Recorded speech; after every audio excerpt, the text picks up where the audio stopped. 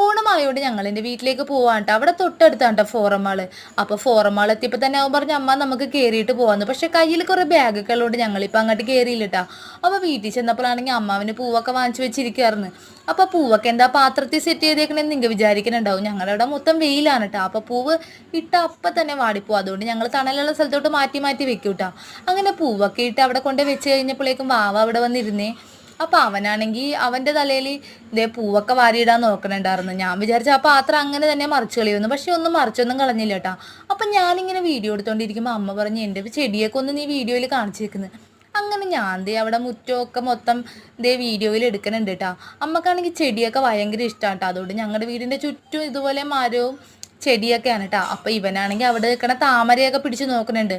എടാ അതൊക്കെ ഒന്നും കളയില്ലേന്ന് ഞാൻ പറയുന്നുണ്ട്. അപ്പം ഞാനിതൊന്നും ചീത്തയേക്കില്ല അമ്മ എന്ന് പറഞ്ഞിട്ട് ദേ അവിടെ ആമ്പലിൻ്റെ അങ്ങോട്ടൊക്കെ പോവുകയാണെങ്കിൽ ഞങ്ങളുടെ വീഡിയോ ഇഷ്ടമാണെങ്കിൽ ഒന്ന് സപ്പോർട്ട് ചെയ്യണേ. Bye bye.